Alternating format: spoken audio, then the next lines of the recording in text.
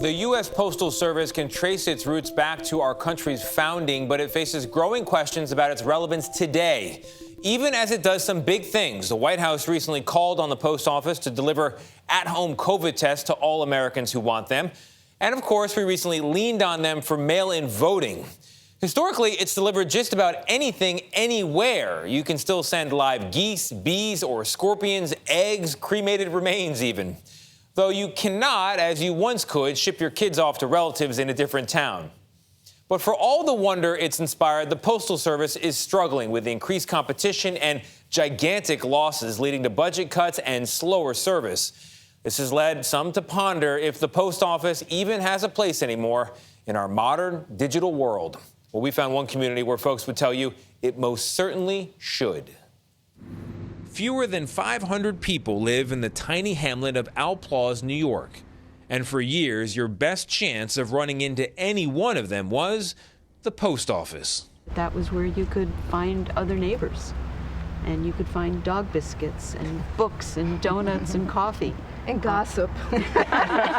When we visited last fall, we learned that even when home delivery was an option, most still preferred a P.O. box. Most of us chose to have a box because we loved to make the daily visit to the post office.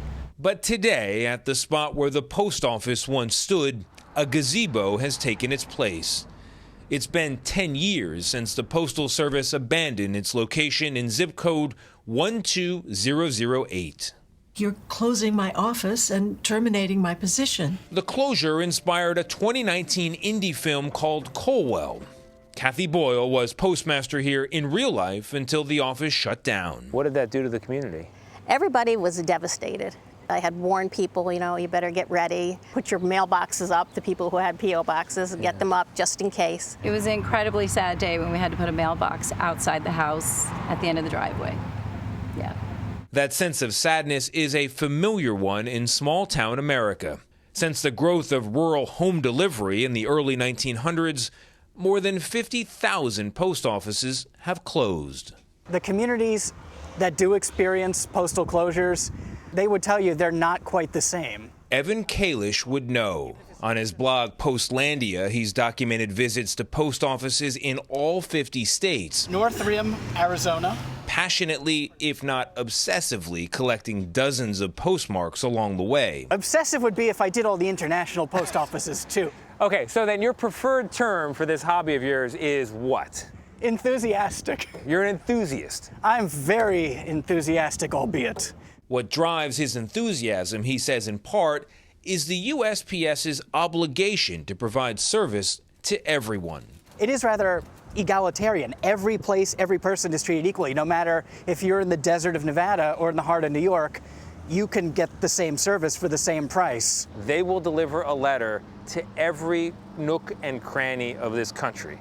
They're the only entity that's capable of doing so. UPS and FedEx will deliver many of their packages to the Postal Service for what's known as the last mile delivery. So imagine that even the companies cutting into the post office's business rely on what surveys have deemed to be America's most trusted government agency and America's most trusted brand overall.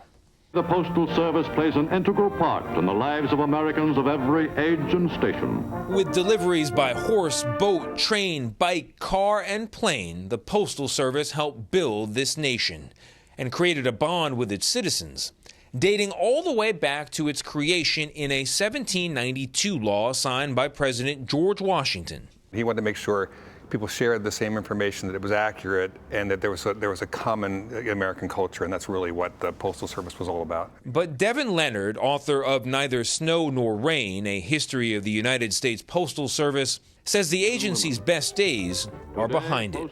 Nobody really wants to have an adult conversation about what's happening with the Postal Service, and that is that people don't really need it like they used to. Over the years, new innovations have chipped away at the Postal Service's business. The telegraph and later the telephone reduced the need for letters. Private shipping companies offered other options for sending goods, and the internet has made it easier to do just about everything. People do have this great affection and nostalgia for the Postal Service, but if they're not using it, kind of what good is that? Is the Postal Service just not a part of the future of America, the way it was a part of the past? Well, it's definitely not. The agency is also billions of dollars in the red, in part because of a 2006 law requiring it to set aside funding for health benefits for workers retiring decades from now. So if the decline of the Postal Service continues, is that a tragedy or just a reality, or both? I think it's a tragedy, in that it's this great institution with this great history. The question is, do we need it now, in the age of the internet? And certainly not to the extent that we used to. The mail in Outlaws now comes from the nearby town of Rexford, just a 3-minute drive from where the old post office once stood. But for the people here, that short trip has taken them far away from each other. What do you say to somebody watching this who doesn't really get it? They say, look, there's another post office a mile and a half down the road. What's the big deal? You're not going to understand what's the big deal unless you've lived it. This is a connection to the past, and the post office was the symbol of community. I think that's more than anything.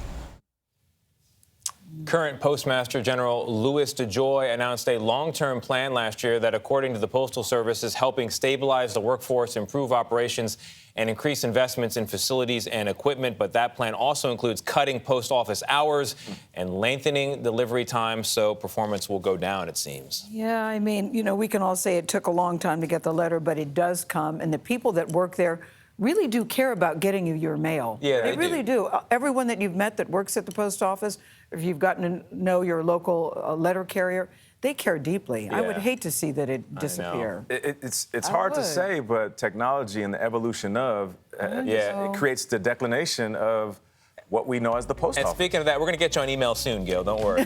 More letters. We'll be right back. I like a handwritten note.